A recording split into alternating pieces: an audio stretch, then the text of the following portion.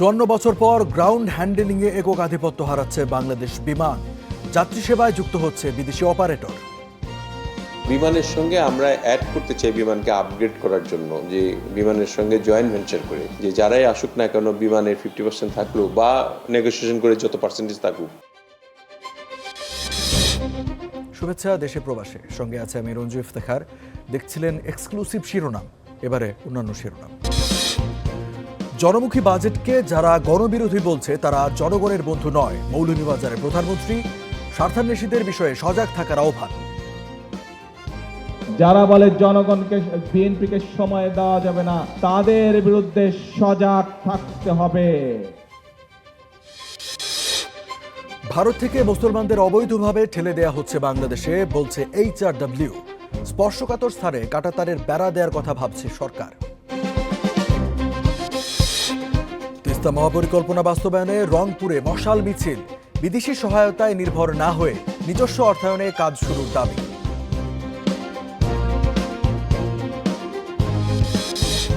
এবং চট্টগ্রামে 5 বছরের আয়াত হত্যায় একজনের ফাঁসির রায়। বাকুলিয়ায় আলোচিত শিশু ধর্ষণে আসামি মনিরের যাবজ্জীবন। ওকে ফাঁসি দিলে আরো সন্তুষ্ট হইতাম।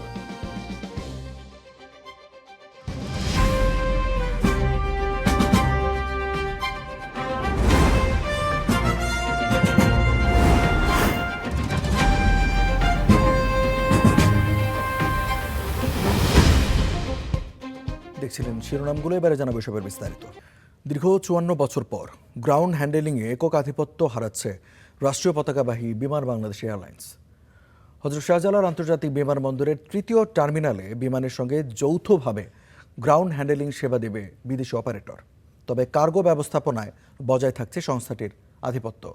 নাইমা বীরের রিপোর্টে বিস্তারিত। বিমানবন্দরে যাত্রী চলাচল, লাগেজ ও কার্গো ব্যবস্থাপনা, বিমানের পরিষ্কার পরিচ্ছন্নতা, ক্যাটারিং সহ নানা সেবার সমন্বিত নাম গ্রাউন্ড হ্যান্ডলিং। বাংলাদেশে 54 বছর ধরে এই সেবার একক দায়িত্ব পালন করে আসছে রাষ্ট্রীয় পতাকাবাহী বিমান বাংলাদেশ এয়ারলাইন্স। আকাশপথের এই খাতে এটি ছিল প্রতিষ্ঠানটির অন্যতম লাভজনক ব্যবসা। 2024-25 অর্থ বছরে বিমান দেশের সব বিমানবন্দরে গ্রাউন্ড হ্যান্ডলিং সেবা দিয়ে আয় করেছে প্রায় 1500 কোটি টাকা। তার আগের অর্থ বছরে যা ছিল প্রায় 1200 কোটি টাকা। তবে একক আধিপত্যের কারণে বিমানের সেবার মান নিয়ে আছে প্রশ্ন, বিশেষ করে মালামাল চুরি, যাত্রী হয়রানি সহ এয়ারলাইন্সগুলোকে প্রয়োজনীয় জনবল সরবরাহ না করা নিয়ে আছে বিস্তর অভিযোগ। এমন প্রেক্ষাপটে দায়িত্ব নেওয়ার পরেই গ্রাউন্ড হ্যান্ডলিংকে দুভাগ করে সেবা দেওয়ার সিদ্ধান্ত নিয়েছে বিএনপি সরকার। প্রথম ভাগে থাকছে যাত্রী সেবা আর দ্বিতীয় ভাগে কার্গো হ্যান্ডলিং। কার্গো ব্যবস্থাপনা বরাবরের মতো বিমানের কাছে থাকলেও যাত্রী সেবায় বিমানের সঙ্গে আসছে বিদেশি অপারেটর। বিমানের সঙ্গে আমরা অ্যাড করতে চাই বিমানকে আপগ্রেড করার জন্য, যে বিমানের সঙ্গে জয়েন্ট ভেঞ্চার করে, যে যারাই আসুক না কেন বিমানের 50% থাকলো বা নেগোসিয়েশন করে যত পার্সেন্টেজ থাকুক, সেটা থাকলো বিমানের সমস্ত লুকগুলি কাজ করতে পারলো। অনেক লুক লাগবে, কিন্তু অনেক জনবল লাগবে। সেই জনবলগুলি এখন যা আছে তার চেয়ে আরও কিছু জনবল আরও নিতে হবে।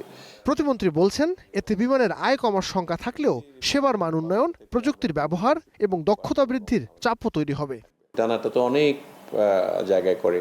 আপনার চেলেবিয়ার ছিল, আপনার ইয়ে থেকে, টার্কি থেকে, মেনজিস আমাদের সঙ্গে কথা বলেছে। তো এদের কিন্তু অনেকগুলো ভালো ভালো প্রপোজালও আছে, যে আমাদের এখানে গ্রাউন্ড হ্যান্ডেল হিসেবে কাজও করবে, প্লাস ট্রেন্ড আপ করবে আমাদের লোকদের। এরই মধ্যে 3rd টার্মিনালের গ্রাউন্ড হ্যান্ডলিংয়ে বিশ্বের বড় বড় কোম্পানি আগ্রহ দেখালেও এগিয়ে আছে লন্ডনের মেনজিস এভিয়েশন। একক আধিপত্য হারিয়ে বিদেশি হ্যান্ডলারের সঙ্গে যাত্রী সেবায় নিজেদের অবস্থান কতটা ধরে রাখতে পারে বিমান, সেটাই এখন দেখার বিষয়। নাইমা বীর, স্টার নিউজ, ঢাকা। বড় দুর্ঘটনার শঙ্কায় রয়েছে শাহজালাল আন্তর্জাতিক বিমানবন্দরের রানওয়ে এলাকা। এয়ারলাইন্সগুলো ভিটিএস নামে বিশেষ ট্র্যাকার স্থাপন না করায় এমন শঙ্কা জেগেছে। এটি স্থাপনে ব্যয়বহুলের অজুহাত তুলে আরও সময় চাইছে দেশি বিদেশি এয়ারলাইন্সগুলো। সময়সীমা পেরিয়ে গেলেও দ্রুত ভিটিএস স্থাপনে জোর দিচ্ছে সিভিল এভিয়েশন। এই সিদ্ধান্ত একদমই মানতে না চাইলে নিষেধাজ্ঞার হুঁশিয়ারি দিয়েছে তারা। নাইমাবীরের আরও একটি রিপোর্ট। 2022 সালে শাহজালাল আন্তর্জাতিক বিমানবন্দরের হ্যাঙ্গারে বাংলাদেশ বিমানের 2টি উড়োজাহাজের ধাক্কা লাগে। কয়েকদিন পর ইউএস বাংলা এয়ারলাইন্সের একটি ট্রলি ধাক্কা দেয় বিমানের আরেকটি উড়োজাহাজে। গেল বছরের নভেম্বরে শাহজালাল আন্তর্জাতিক বিমানবন্দরে পুশকার্টের ধাক্কায় এয়ার ইন্ডিয়ার একটি প্লেনের নোজ হুইল ক্ষতিগ্রস্ত হয়। তাতে সেদিনের ফ্লাইট বাতিল করে ভারতীয় ওই বিমান সংস্থা। এসব কারণে বিমানবন্দরের অভ্যন্তরীণ নিরাপত্তায় ভেহিকেল ট্র্যাকিং সিস্টেম ভিটিএস বাধ্যতামূলক করে বেসামরিক বিমান চলাচল কর্তৃপক্ষ। ঘন কুয়াশায় বিশ্বের যেসব বিমানবন্দরে রানওয়ের ভিজিবিলিটি রেঞ্জ RVR বা দৃশ্যমানতার মান 400 মিটারের নিচে নামে, সেখানে এটি বাধ্যতামূলক রয়েছে। বাংলাদেশের দৃশ্যমানতার অবস্থা খুবই খারাপ, কখনো কখনো তা 0 থেকে 50 মিটারে পর্যন্ত নেমে যায়। এই সব গাড়িগুলি যে মুভ করছে, এগুলো যদি আমার মনিটরিং না থাকে স্ক্রিনের মধ্যে, তাহলে আমার হয়তো বা কোনো কথাবার্তা বলতে হচ্ছে না। আমি পার্টিকুলার কোনো একটা ভেহিকেলে যখন আইডেন্টিফাই করছি সে একটা ডেঞ্জার জোনে আছে, আমি তখন তাকে ইন্ডিভিজুয়ালি কল দিতে পারছি, তাকে বলতে পারছি তুমি এখান থেকে সরে যাও, তোমার সামনে একটা প্লেন আসছে। হয়তো বা টাওয়ার থেকে তখন কুয়াশার জন্য দেখতে পাচ্ছি না, বা রাত্রেবেলা কোনো কারণে সে লাইট জ্বালায় নাই, বা আমি তাকে টাওয়ার থেকে আইডেন্টিফাই করতে পারছি না। এই যে সেফটি হ্যাজার্ডগুলো এড়ানোর জন্য। তবে 15 জুনের মধ্যে ভিটিএস বসানোর বাধ্যবাধকতা থাকলেও এই নির্দেশনা মানেনি দেশি কোনো বিমান সংস্থা। আমরা এটা নিয়ে কাজ করছি, আমরা চিঠি পেয়েছি সিভিল এভিয়েশনের, এটা নিয়ে কাজ চলতেছে বিমানে। আমরা শীঘ্রই কাজটা শেষ করলে সিভিল এভিয়েশনকে অবহিত করবে কাজ শেষ করে। এটা যেহেতু সেফটি সিকিউরিটি রিলেটেড, ডেফিনেটলি এটা পজিটিভ সাইডে আমি বলবো যে এটা করা উচিত। পুরো এয়ারপোর্টের সিকিউরিটির জন্য যদি বিটিএসকে যদি অ্যাক্টিভেশন আনতে হয়, এমন আরও কিছু সময় দেওয়াটা দরকার আছে। আর 30 সেপ্টেম্বর পর্যন্ত সময় চেয়েছে দেশে ফ্লাইট চালানো বিদেশি এয়ারলাইন্সের সংগঠন এয়ারলাইন অপারেটরস কমিটি। তবে বড় দুর্ঘটনা থেকে বাঁচতে দ্রুত ভিটিএস স্থাপনে অনুরোধ জানিয়েছে সিভিল এভিয়েশন। এটি না মানলে রানওয়ে এলাকায় অভিযুক্ত এয়ারলাইন্সের যানবাহন চলাচলে নিষেধাজ্ঞার হুঁশিয়ারও দিয়েছে তারা। কারণ এটা না হলে আমরা পরে অ্যালাউ করবো না, কারণ এটা আমাদের সেফটি হ্যাজার্ড। আমার কালকে একটা আল্লাহ না করুক কোনো একটা এয়ারক্রাফটের সাথে একটা ভেহিকেলে কলিশন হলে এটা তো দুই দিক দিয়ে লস। নাইম আবির, স্টার নিউজ, ঢাকা। ভুয়া সনদে মুক্তিযোদ্ধা কোটায় চাকরি করেছেন দীর্ঘ 25টি বছর।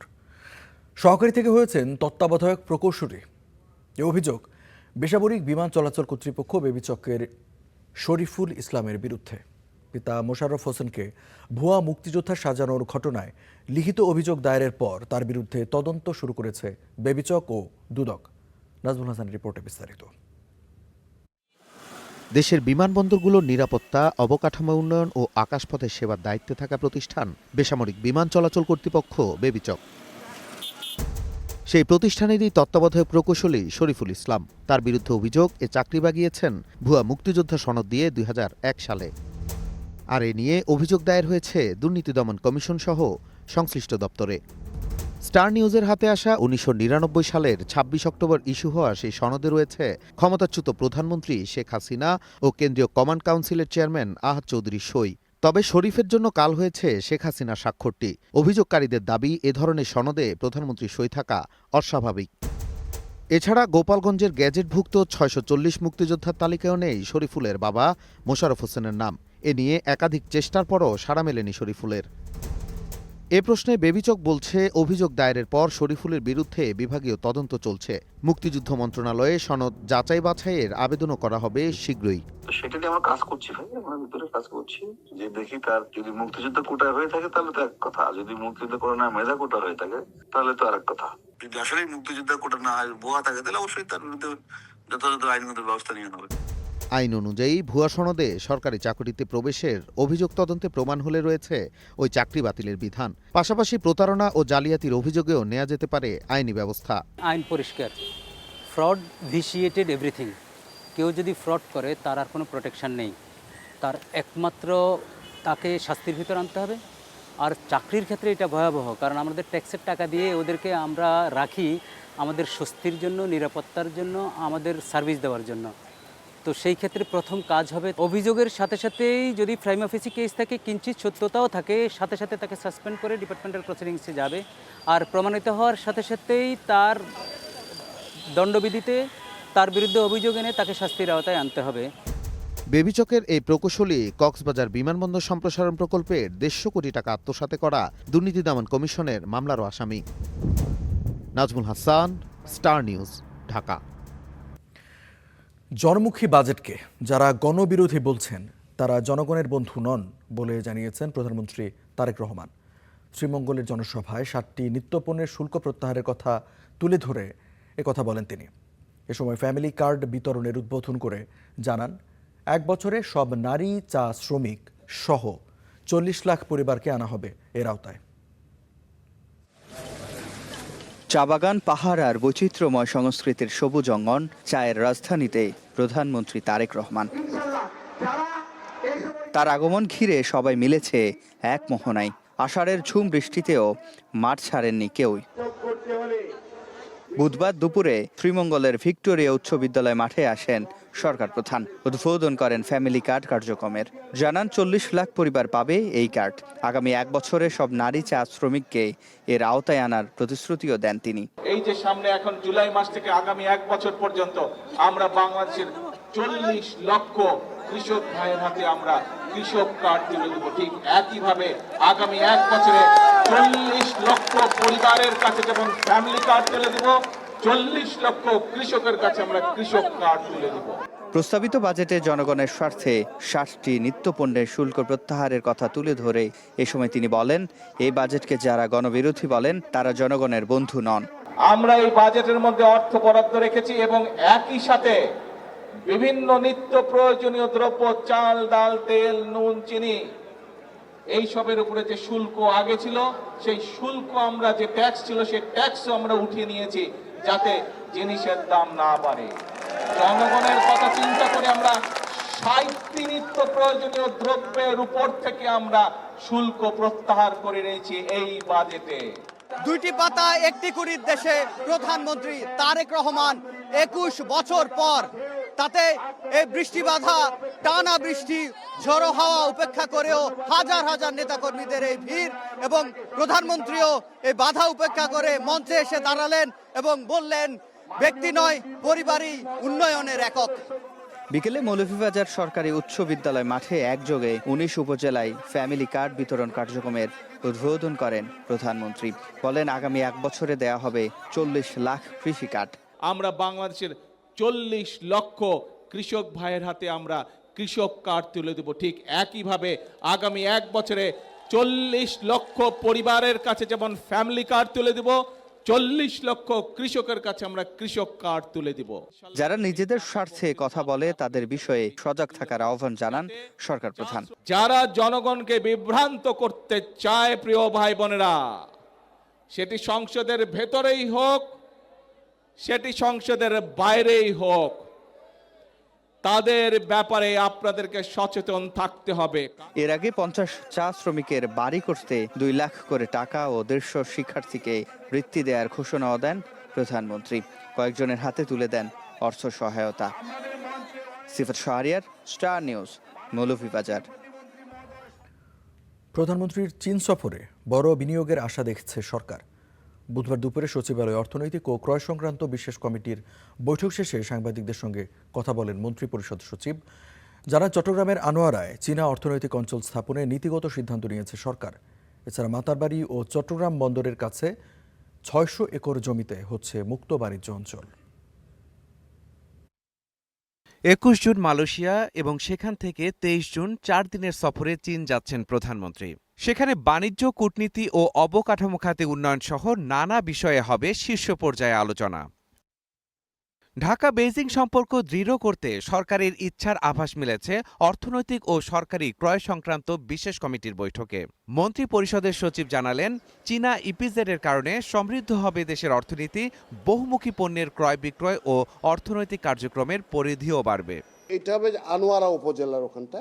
চীনারাও চাইবে যে তাদের সাথে তারা একসাথে করতে বলে, তাদের কালচারাল, তারপরে ইকোনমিক আইডিয়াজ, গুডস একই রকম সেই এলাকায় থাকবে এবং আরো কুইকার হবে। অর্থনৈতিক গতি বাড়াতে এবং বিনিয়োগ আনতে মাতারবাড়ি ও চট্টগ্রাম বন্দরের কাছে 300 একর করে 600 একর জমি নিয়ে মুক্ত বাণিজ্য অঞ্চল করার সিদ্ধান্তও হয়েছে বৈঠকে। এখান থেকে করমুক্ত পণ্য বেচা কেনার সুযোগ থাকবে বলেও জানান মন্ত্রিপরিষদ সচিব। আগে যে জিনিসটা এখানে চলে আসতো সেটার থেকে তো অনেক কম দামে পাচ্ছি। বিভিন্ন জায়গার লোকে আসবে, যারা ট্রেডিং করতে চাবে তারা চাইবে যে আমি ওখানে যাই, ওখানে গেলে আমি কম দামে সাপ্লাই দিতে পারবো, আমার ওই ক্যাশ টাকার কম দামে, আর লোকেরাও চাইবে যে এখান থেকে কিনে নিয়ে যাই। এছাড়া রাশিয়া থেকে 30,000 মেট্রিক টন ও সৌদি আরব থেকে 25,000 মেট্রিক টন ইউরিয়া সার কেনার সিদ্ধান্তের কথাও জানানো হয়েছে। মাহাদি হাসান, স্টার নিউজ, ঢাকা। পশ্চিমবঙ্গ থেকে অবৈধভাবে বাঙালি মুসলমানদের সীমান্তে ঠেলে দেয়াকে মানবাধিকার লঙ্ঘন বলছে আন্তর্জাতিক মানবাধিকার সংস্থা হিউম্যান রাইটস ওয়াচ। আইনি প্রক্রিয়া ছাড়া এভাবে হাজার হাজার মানুষকে জোরপূর্বক বিএসএফের ঠেলে দেওয়ার ঘটনায় গভীর উদ্বেগ প্রকাশ করেছে সংস্থাটি। হিউম্যান রাইটস ওয়াচ জানায়, পশ্চিমবঙ্গ রাজ্য সরকারের ডিটেক্ট, ডিলিট অ্যান্ড ডিপোর্ট নীতির আওতায় এই মানবাধিকার লঙ্ঘনের ঘটনা ঘটছে। বিজিবির বরাতে সংস্থাটি জানিয়েছে, গত 1 জুন থেকে এ ধরনের 21টি পুশিনের চেষ্টা প্রতিহত করা হয়েছে। এতে শিশু ও অন্তঃসত্ত্বা নারীসহ 2 শতাধিক মানুষকে পুশব্যাকের চেষ্টা করে বিএসএফ।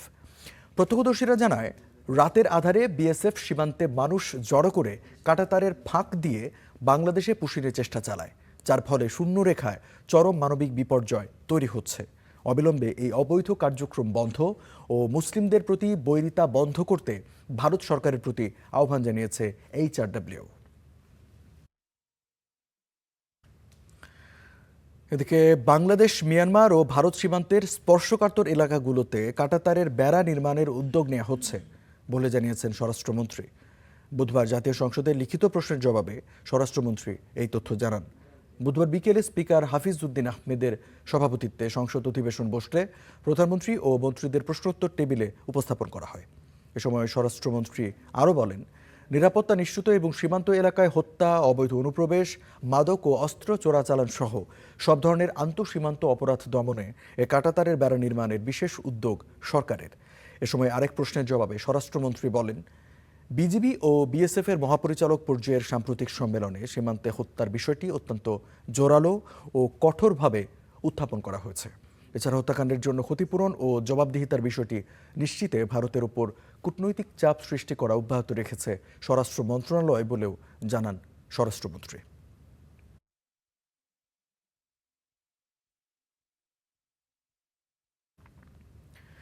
নিজস্ব অর্থায়নে তিস্তা মহাপরিকল্পনা বাস্তবায়নের দাবিতে রংপুরে গণসমাবেশ ও মশাল মিছিল করেছে তিস্তা বাঁচাও, নদী বাঁচাও সংগ্রাম পরিষদ। সমাবেশ থেকে দ্রুত প্রকল্প বাস্তবায়নে কার্যকর উদ্যোগ নেওয়ার আহ্বান জানানো হয়। বুধবার বিকেলে রংপুরের গঙ্গাচড়া উপজেলার তিস্তা সেতুর উত্তর প্রান্তে অনুষ্ঠিত হয় এই গণসমাবেশ ও মশাল মিছিল। তিস্তা পারে আলোর মিছিল, মহাপরিকল্পনা বাস্তবায়নের দাবিতে সোচ্চার জনগণ। তিস্তা তীরবর্তী বিভিন্ন এলাকার হাজারো মানুষ এতে অংশ নেন। বিদেশি অর্থায়নের অপেক্ষায় না থেকে নিজস্ব অর্থায়নেই এই মহাপরিকল্পনা বাস্তবায়নের দাবি তাদের। প্রস্তাবিত এলাকায় বিভিন্ন কোম্পানি জমি লিজ ও দখলের চেষ্টা চালাচ্ছে বলে অভিযোগ তাদের। এমন উদ্যোগ যে কোনো মূল্যে প্রতিহত করা হবে বলেও হুঁশিয়ারি দেন তিস্তাপাড়ের মানুষ। মানুষ ঘরবাড়ি করছে, চাষাবাদ করছে, এই জমিটাকে যদি দিতেই হয় ওই তিস্তাপাড়ের মানুষই পাবে, ওই কাগজ যাদের আছে তারাই পাবে। তিস্তার তীরে যে জমি, সেই জমিগুলো যেন কোনো ভূমিদস্যুর হাতে না যায়। এর আগে তিস্তা সেতুর উত্তর প্রান্তে অনুষ্ঠিত হয় গণসমাবেশ। উত্তরাঞ্চলের মানুষের জীবন জীবিকা, কৃষি ও নদী ব্যবস্থাপনা রক্ষায় অবিলম্বে তিস্তা মহাপরিকল্পনা বাস্তবায়নের রোডম্যাপ ঘোষণার দাবি জানান বক্তারা। আপনারা বন্ড চালু করেন, ইউরোপ, আমেরিকা, জাপানে যেমন মানুষ বন্ড কেনে, এখানেও সঞ্চয়পত্র কিনবে, বিদেশে ছেলেরা থাকে তারা কিনবে। টাকা আমরা বলছি তিস্তার বালু পাথর উত্তোলনে কোটি কোটি টাকা, হাজার হাজার কোটি টাকার উত্তোলন হয়। এটা সরকারি ব্যবস্থাপনায় নিয়ে এই টাকা তিস্তার বিনিয়োগে দেওয়া যেতে পারে। তিস্তা নদীকেন্দ্রিক টেকসই ও সমন্বিত উন্নয়ন পরিকল্পনা বাস্তবায়নে একটি সমীক্ষা ইতোমধ্যেই শেষ করেছে সরকার। Desk report, star news. চট্টগ্রামে আলোচিত শিশু আয়াত হত্যা মামলায় রায় দিয়েছেন আদালত। এতে আসামি আবিরকে মৃত্যুদণ্ড দেওয়া হয়েছে। রায়ে সন্তোষ জানিয়েছেন বাদীপক্ষের আইনজীবী ও স্বজনরা। তবে উচ্চ আদালতে যাওয়ার কথা জানিয়েছে আসামি পক্ষ। 2022 সালের 15 নভেম্বর চট্টগ্রাম নগরীর বন্দরটিলা এলাকা থেকে নিখোঁজ হয় 5 বছর বয়সী শিশু আলিনা ইসলাম আয়াত। 16 দিন পর আকমল আলী ঘাট সংলগ্ন স্লুইস ঘাট এলাকা থেকে উদ্ধার হয় তার 6 টুকরো মরদেহের কিছু অংশ। ঘটনার পর তদন্তে নামে পিবিআই। ওই বছরের 25 নভেম্বর ধরা পড়ে বাসার ভাড়াটে আবির। জিজ্ঞাসাবাদে মুক্তিপণ না পেয়ে শিশুটিকে শ্বাসরোধে হত্যার কথা স্বীকার করেন তিনি। পরে লাশ গুম করতে করা হয় 6 টুকরো। ওই মামলার বিচার কার্য হচ্ছে 7 দিনে এবং বাকিটা 7 দিনে, আর এটা দীর্ঘ 3 বছর। আমরা চাই ওই মামলা দুটির মতো এটাও যাতে আগামী 1 মাসের মধ্যে রায় সম্পন্ন হয়, যাতে দ্রুত ফাঁসির কার্য হয়। এই মামলায় 33 জনের সাক্ষ্য নেওয়া হয়। দীর্ঘ 3.5 বছর চলে বিচারিক প্রক্রিয়া। এতে আসামি আবিরকে মৃত্যুদণ্ডের রায় দিলেন বিচারক। সেই সাথে 1 লাখ টাকা অর্থদণ্ড দেয়া হয়েছে তাকে। মোহাম্মদ আবির আলীকে দণ্ডবিধি 302 ধারার মধ্যে সর্বোচ্চ সাজা মৃত্যুদণ্ডে দণ্ডিত করা হয়েছে এবং 1 লক্ষ টাকা জরিমানা, অনাদায়ী আরো 1 বছরের সশ্রম কারাদণ্ড। রায়ে সন্তোষ জানিয়েছে পরিবার। দ্রুত রায় কার্যকরের দাবি জানান তারা। আমার মেয়ে হত্যাকারী আবিরের ফাঁসির রায় আমি অতি দ্রুত দেখতে চাই। আমরা মাননীয় প্রধানমন্ত্রীর দৃষ্টি আকর্ষণ করা হচ্ছে এর রায়ের মাধ্যমে যাতে অতি দ্রুত 1 মাসের ভিতরে এর রায় বাস্তবায়ন করা হয়। এর আগে সকালে কড়া নিরাপত্তায় আবিরকে আদালতে তোলা হয়। Roknuddin, star news, Chittagong. এদিকে চট্টগ্রামের বাকুলিয়ায় আলোচিত শিশু ধর্ষণ মামলায় একমাত্র আসামি মনির হোসেনকে যাবজ্জীবন কারাদণ্ড ও 50,000 টাকা অর্থদণ্ডের আদেশ দিয়েছেন আদালত। বুধবার দুপুরে শিশু সহিংসতা দমন ট্রাইব্যুনালের বিচারক সৈয়দা হাফসা ঝুমার আদালত এ রায় ঘোষণা করেন। চাঞ্চল্যকর এ ঘটনার মাত্র 27 দিনের মধ্যে মামলার বিচার কাজ শেষ হওয়ায় সন্তোষ প্রকাশ করেছে ভুক্তভোগীর পরিবার। চট্টগ্রামে চাঞ্চল্যকর বাকুলিয়ার শিশু ধর্ষণ মামলার রায়কে ঘিরে সকাল থেকেই আদালত প্রাঙ্গণে অপেক্ষায় ছিলেন ভুক্তভোগী পরিবারের সদস্যরা। ছিল উদ্বেগ, উৎকণ্ঠা। দুপুর 3টায় ঘোষণা করা হয় রায়, যাতে একমাত্র আসামি মনির হোসেনকে যাবজ্জীবন কারাদণ্ড ও 50,000 টাকা অর্থদণ্ড দেন চট্টগ্রাম মহানগর শিশু নির্যাতন দমন ট্রাইব্যুনালের বিচারক সৈয়দা হাফসা ঝুমা। রায়ে সন্তোষ প্রকাশ করে বাদীপক্ষের আইনজীবীরা বলেন, এই রায়ের মাধ্যমে একটি দৃষ্টান্ত স্থাপিত হয়েছে। মৃত্যুদণ্ড অথবা যাবজ্জীবন কারাদণ্ডই হচ্ছে তার জন্য সর্বোচ্চ সাজা। কিন্তু বিজ্ঞ আদালত আসামির ক্ষেত্রে কোনো পূর্বে মামলা না থাকায় সেই মানবিক বিবেচনা করে সবকিছু বিবেচনা করে তাকে যাবজ্জীবন সশ্রম কারাদণ্ড প্রদান করেছেন। রাষ্ট্রনিযুক্ত আসামি পক্ষের আইনজীবী বলেন, মামলায় প্রধান আসামি এর আগে কোনো অপরাধে লিপ্ত না থাকায় মৃত্যুদণ্ডের পরিবর্তে যাবজ্জীবন দিয়েছেন আদালত। এ রায়ের মাধ্যমে ভবিষ্যতে ধর্ষণের মতো অপরাধ করতে মানুষ ভয় পাবে। আমার ন্যায় বিচার প্রতিষ্ঠার জন্য আমি আবার সর্বোচ্চ চেষ্টা করে আজকে এতটুকু এসেছি। এই রায়ের প্রতি আলহামদুলিল্লাহ আমরা সন্তুষ্ট। আমি রাষ্ট্রপক্ষে নিয়োজিত ছিলাম, এটা বড় কথা নয়, সমাজের জন্য এটা একটা মেসেজ যাক। আজকে আমাদের রায়ও এই কথাটা আসছে যে সমাজের জন্য একটা মেসেজ যাক। রায়ে আসামির ফাঁসি না হওয়ায় কান্নায় ভেঙে পড়েন ভুক্তভোগী পরিবারের সদস্যরা। বলেন, এমন ঘৃণ্য অপরাধে আসামির ফাঁসি হওয়া দরকার ছিল। তবে মামলা দায়েরের মাত্র 27 দিনের মধ্যে রায় পেয়ে সন্তোষ জানান তারা। ওকে ফাঁসি দিলে আরো সন্তুষ্ট হইতাম। এরকম মেয়েদের যদি মেরে ফেলতো, ওই সময় সরকারের ফাঁসি না দিত, এখন তো আঙ্গুল দিছে বলে ফাঁসি দেয় নাই, এখন এটা দিছে যে এটা ফাঁসি দিত, যদি আমি ভালো হইতো। মামলার একমাত্র আসামি 32 বছর বয়সী মনির হোসেন। তিনি পেশায় একটি ডেকোরেটর প্রতিষ্ঠানের কর্মচারী। গত 21 মে বাকুলিয়ায় 4 বছর বয়সী শিশুকে ধর্ষণের মামলায় তার বিরুদ্ধে অভিযোগ গঠন হয়। মামুন রশিদ, অভি, স্টার নিউজ, চট্টগ্রাম। এদিকে নাটোরে 5 বছরের শিশু ধর্ষণ মামলায় জালাল উদ্দিন নামের এক ব্যক্তির যাবজ্জীবন সশ্রম কারাদণ্ডের আদেশ দিয়েছেন আদালত। একই সাথে 20,000 টাকা জরিমানা, অনাদায়ে আরও 1 মাসের বিনাশ্রম কারাদণ্ডের আদেশ দেওয়া হয়। বুধবার দুপুরে রাজশাহীর বিভাগীয় দ্রুত বিচার ট্রাইব্যুনালের বিচারক তৈয়ব আলী এ রায় ঘোষণা করেন। এ সময় দণ্ডপ্রাপ্ত আসামি জালাল উদ্দিন কাঠগড়ায় উপস্থিত ছিলেন। মামলার এজাহারে বলা হয়, 2023 সালের আগস্টে নাটোরের গুরুদাসপুর উপজেলার লক্ষ্মীপুর মধ্যপাড়া গ্রামে শিশুটিকে ধর্ষণ করা হয়। পরে শিশুটির মা বাদী হয়ে মামলা দায়ের করেন। বিজ্ঞ বিচারক এই মামলায় এই আসামির দোষী সাব্যস্ত করে যাবজ্জীবন কারাদণ্ড এবং 20,000 টাকা জরিমানা, অনাদায়ে আরও 1 মাস কারাদণ্ড দিয়েছেন, সশ্রম কারাদণ্ড দিয়েছেন। রাজধানীর আদাবরে পুলিশের ওপর হামলার ঘটনায় তালিকাভুক্ত সন্ত্রাসী বাবুসহ 6 জনকে আটক করেছে র্যাব। তারা বলছে, আটকদের মধ্যে রয়েছে ছিনতাই চক্রটির দ্বিতীয় প্রধান আবু সাইদ। সন্ত্রাস দমনে অভিযান চলমান থাকবে বলে জানিয়ে দ্রুত বিচারে ট্রাইব্যুনাল গঠনের পরামর্শও দিচ্ছে বাহিনীটি। রাজধানীর আদাবরে ব্যবসায়ী শফিকুলকে নিজ দোকানে জখম করে ছিনিয়ে নেওয়া হয় টাকা। পরে অভিযুক্তদের ধরতে অভিযানে গেলে আক্রান্ত হয় পুলিশ, আহত ওসি ও এসআই। পরে তাদের ছোড়া গুলিতে আহত হয় ছিনতাই অভিযুক্ত 2 জন। আটক করা হয় 4 জনকে। এই ঘটনায় মঙ্গলবার রাত থেকে মোহাম্মদপুর ও মিরপুরে অভিযান চালায় র্যাব। এ সময় সন্ত্রাসী গ্রুপটির 6 জনকে আটকের তথ্য দেন তারা। মোহাম্মদপুরের শীর্ষ সন্ত্রাসী ফরিদ আহমেদ বাবু ওরফে এক্সেল বাবু এবং কবজিকাটা আনোয়ার গ্রুপের second in command Abu Saeed, Rashed Khandaker, Mohammad Milton, Mohammad Tausif, Mohammad Tariqul Islam সহ মোট 6 জন ছিনতাইকারীকে গ্রেপ্তার করতে সক্ষম হয়। একই সাথে ছিনতাই কাজে ব্যবহৃত মোটরসাইকেল ও সামুরাই উদ্ধার করে। এক্সেল বাবু হচ্ছে এগুলোর গুরু, ওদেরও গুরু, কবজিকাটা আনোয়ারের গুরু। যতক্ষণ আমরা এই কিংপিনদেরকে আটক করতে পারবো না, ততক্ষণ এই ব্রাঞ্চেসগুলো অ্যাক্টিভ থাকবে। এ কারণে আমরা একটু অ্যাগ্রেসিভ পুলিশিং করতে চাই। এই অভিযান আরও জোরদার হবে জানিয়ে এ ধরনের সন্ত্রাসীদের দ্রুত বিচারে ট্রাইব্যুনাল গঠনেরও তাগিদ দেন এই র্যাব কর্মকর্তা। আমরাও চাই যে এই ধরনের কোনো প্রসেসে যদি ছিনতাইকারী এবং এই সন্ত্রাসী গোষ্ঠীগুলোকে এক দ্রুততম সময়ে কোনো বিচার প্রক্রিয়ার মাধ্যমে, কোনো ট্রাইব্যুনালের মাধ্যমে যদি এটা করা যেত, তাহলে আমার মনে হয় জনগণ আরও বেশি নিরাপদ বোধ করতো। এটা শুধু আমরা তো আটক করি, তদন্ত করি, পুরো প্রসেসটা ক্রিমিনাল জাস্টিস সিস্টেমের একটা অংশ আমরা। তো বাকি সিস্টেমটা যারা সংশ্লিষ্ট তারা ভেবে দেখতে পারে। আমার মনে হয় এতে করে আমরা উপকৃতই হব। বিকাশ ব্যবসায়ীকে কুপিয়ে জখম ও পুলিশের ওপর হামলার ঘটনায় এখন পর্যন্ত 10 জনকে আটক করেছে আইন শৃঙ্খলা বাহিনী। প্রতিনিয়ত আমাদের আভিযানিক টেকনিকগুলো চেঞ্জ করছি। নিবিড় সাহা, স্টার নিউজ, ঢাকা।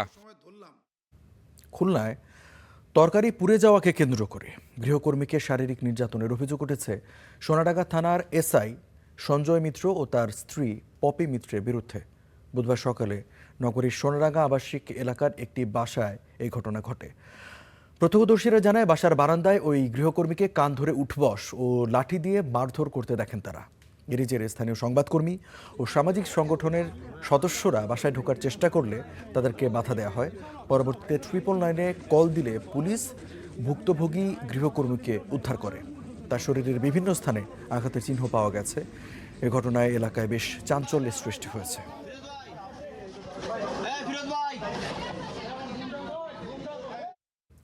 সীমান্তের এপারে কাটছে দিন, অথচ বাড়ি ওপারে। কাগজে কলমে তারা ভারতীয় নাগরিক, আদালতও স্বীকৃতি দিয়েছে সেই পরিচয়। তারপরও দীর্ঘ প্রতীক্ষার অবসান হয়নি। 4 ভারতীয় নাগরিকের এখন একটাই প্রত্যাশা, যত দ্রুত সম্ভব ফিরে যাওয়া নিজের দেশ, নিজের মানুষের কাছে।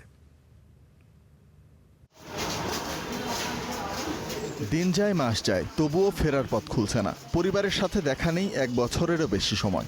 দেশের মাটিতে ফেরার অপেক্ষার প্রতিটি দিন যেন তাদের কাছে এক একটি দীর্ঘ যন্ত্রণা। ঘটনার শুরু 2025 সালের জুনে। দিল্লির একটি ইটভাটায় কাজ করার সময় বাংলাদেশি সন্দেহে নারী ও শিশুসহ 6 ভারতীয় নাগরিককে আটক করে দেশটির আইন শৃঙ্খলা বাহিনী। পরে কুড়িগ্রাম সীমান্ত দিয়ে তাদেরকে বাংলাদেশে পুশিন করা হয় বলে অভিযোগ। নানা এলাকা ঘুরে তারা পৌঁছান চাঁপাইনবাবগঞ্জে, কিন্তু বাংলাদেশে অনুপ্রবেশের অভিযোগে গ্রেপ্তার হয়ে কারাগারে যেতে হয় তাদের।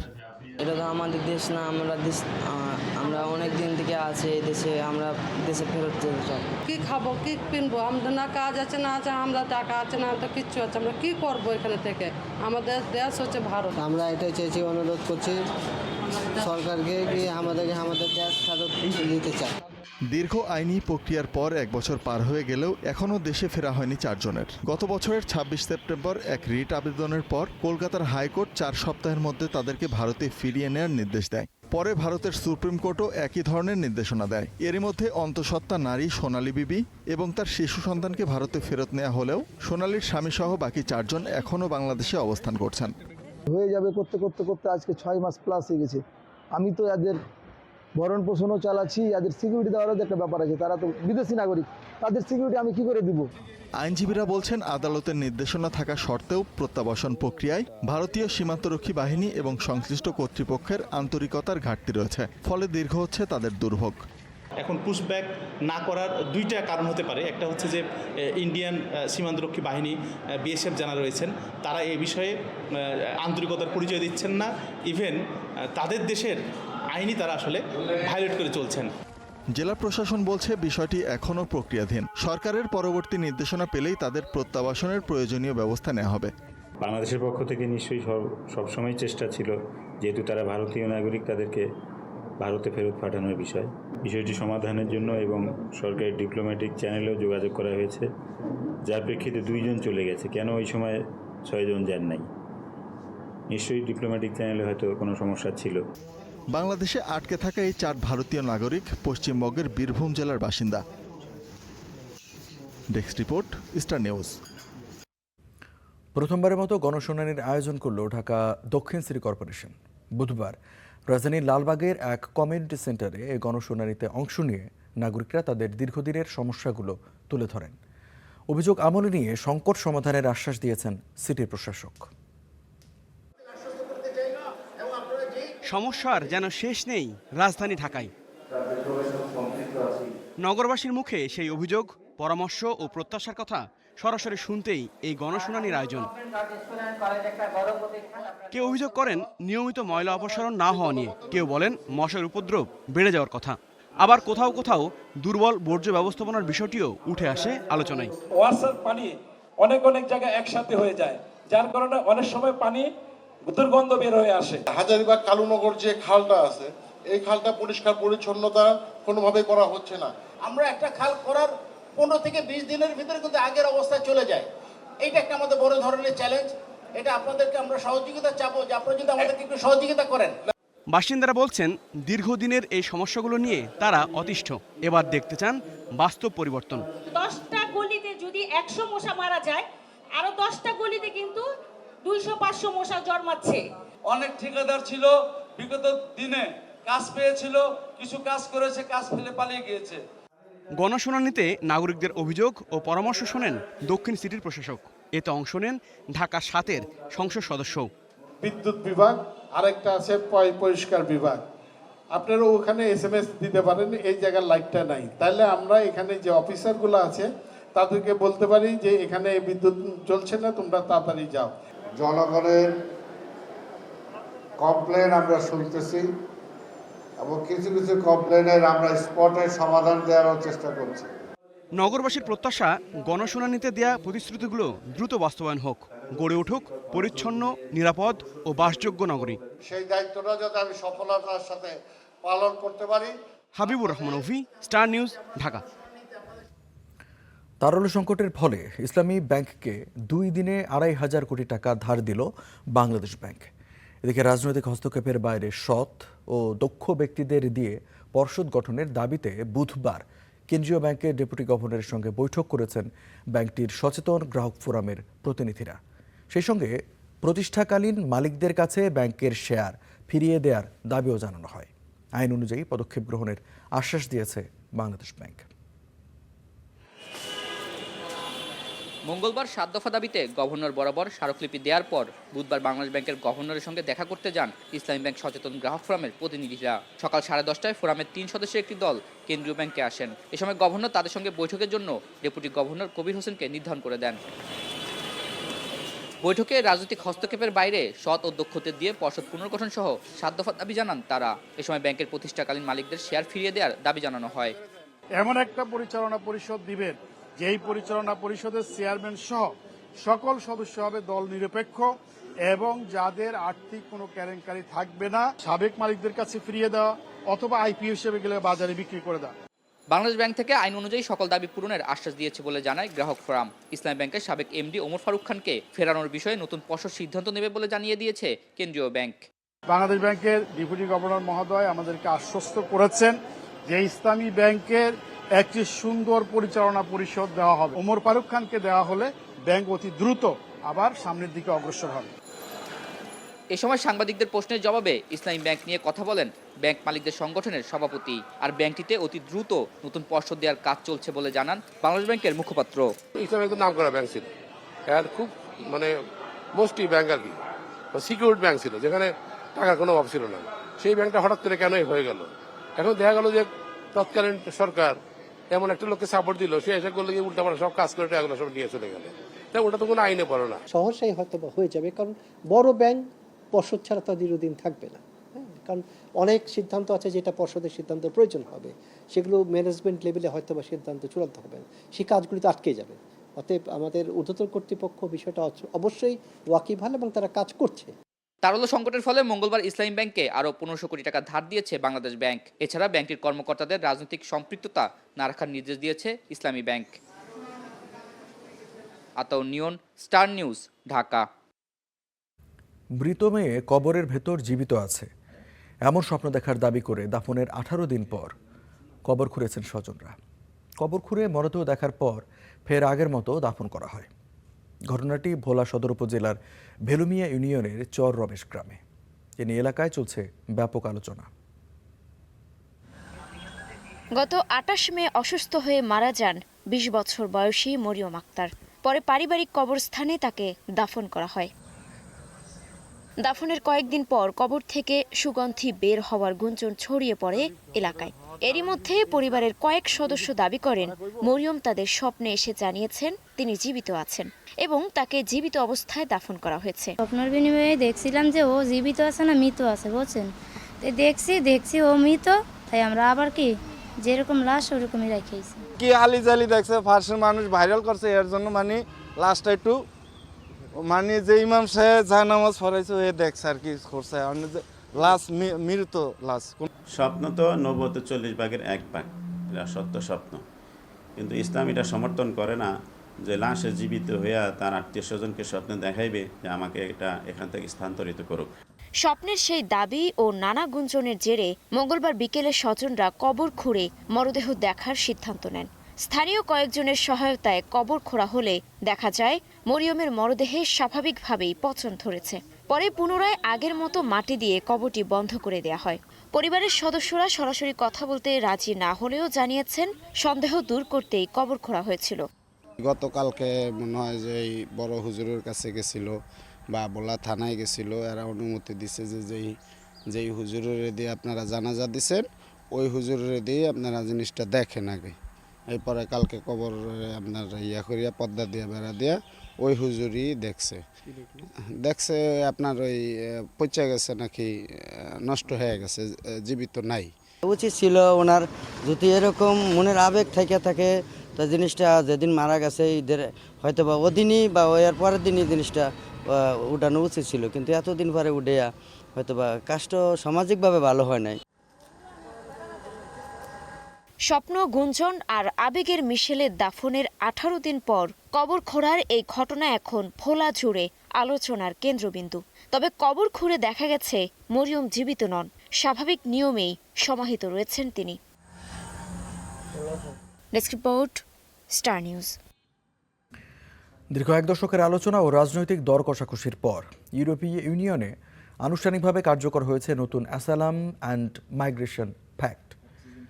জোটের 27টি সদস্য রাষ্ট্রে কার্যকর হওয়া এই নতুন আইনের ফলে অনিয়মিত উপায়ে ইইউতে প্রবেশকারীদের সীমান্তেই কঠোর স্ক্রিনিং, স্বাস্থ্য পরীক্ষা ও বায়োমেট্রিক ডেটাবেজের মুখোমুখি হতে হবে। আশ্রয়ের আবেদন নাকচ হলে মাত্র 7 দিনের মধ্যে দ্রুত নিজ দেশে ফেরত পাঠানো হবে। ইউরোপীয় কমিশন এটিকে ঐতিহাসিক যৌথ সাফল্য বললেও মানবাধিকার সংস্থাগুলো এর তীব্র সমালোচনা করেছে।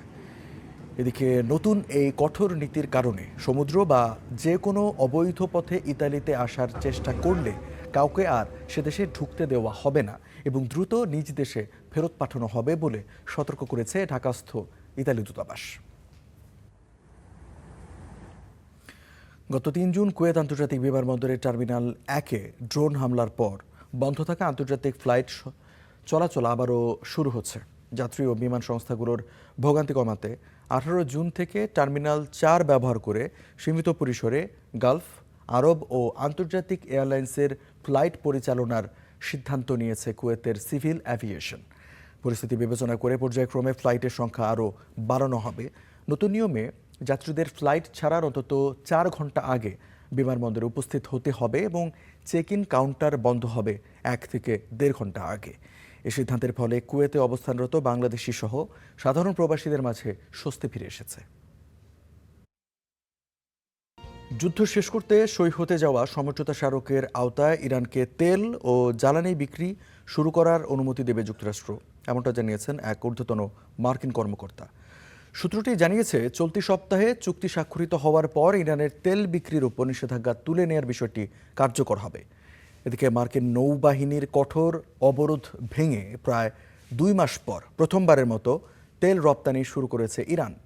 Maritime intelligence farm tank trackers জানায় ইরানের 2টি সুপার ট্যাঙ্কার প্রায় 38 লাখ ব্যারেল তেল নিয়ে নৌ অবরোধ ভেঙে গন্তব্যের উদ্দেশ্যে যেতে সক্ষম হয়েছে। এছাড়া আরও একটি ট্যাঙ্কার 10 লাখ ব্যারেল তেল নিয়ে বন্দর ছেড়েছে। সুইজারল্যান্ডে মার্কিন ইরান ঐতিহাসিক সমঝোতা স্মারক স্বাক্ষরের মাত্র 2 দিন আগেই এই নাটকীয় অগ্রগতি ঘটল।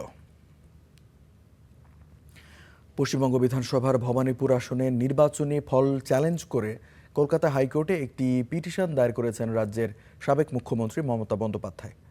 বিধানসভা নির্বাচনে ভবানীপুরে বিজেপি নেতা মুখ্যমন্ত্রী শুভেন্দু অধিকারীর কাছে 15,000 ভোটে পরাজিত হন মমতা। এর আগে 2021 সালে নন্দীগ্রামে শুভেন্দুর কাছে পরাজয়ের পরও আদালতের দ্বারস্থ হন মমতা। সেই মামলার নিষ্পত্তি হয়নি আজও। এদিকে সিআইডির দপ্তরে ফের হাজিরা দিয়েছেন সর্বভারতীয় তৃণমূল কংগ্রেসের সাধারণ সম্পাদক অভিষেক বন্দ্যোপাধ্যায়। সই জাল কাণ্ডের পর ভোটের প্রচারে বেরিয়ে উস্কানিমূলক মন্তব্যের জেরে হওয়া আরেক মামলায় তাকে তলব করে আদালত। এবার মুসলিমদের নামাজ নিয়ে বিতর্কিত মন্তব্য করলেন পশ্চিমবঙ্গ রাজ্য সরকারের প্রভাবশালী মন্ত্রী দিলীপ ঘোষ। তিনি বলেন, নামাজ পড়তে হলে মুসলিমদের বাংলাদেশ বা পাকিস্তান চলে যেতে হবে। কোরবানির ঈদে কলকাতার রেড রোডে নামাজের অনুমতি বাতিল করা হলেও যোগ দিবস উপলক্ষে 7 দিনের জন্য বন্ধ রাখা হচ্ছে এই সড়ক। এই কর্মসূচিতে যোগ দেবেন নরেন্দ্র মোদী। আর ওনারা কে? হরিদাস পাল, তাদের জন্য রাস্তা আটকানো হবে? প্রাইম মিনিস্টারের জন্য আটকাবে, চিফ মিনিস্টারের জন্য আটকাবে? এটা ঠিকই আছে। বছরে তো একবার উনি আসছেন, কত বছর পরে আসছেন? আর 107 বছর ধরেই তো অন্যায় করা হয়েছে। 1 বছরে এমনি দম বন্ধ হয়ে যাচ্ছে। যান বাংলাদেশে, পাকিস্তান চলে যান, এখানে নামাজ পড়ুন, কেউ বলবে না। এখানে চলবে না এইসব। সরকার পাল্টে গেছে, লোক পাল্টে যায় জন্য এগুলো বন্ধ করবো বলে, আর বন্ধ হবেই, জেনে রাখুন। আর এই ছিল দেশে প্রবাসে। এতক্ষণ যারা সাথে ছিলেন সবাইকে অসংখ্য ধন্যবাদ।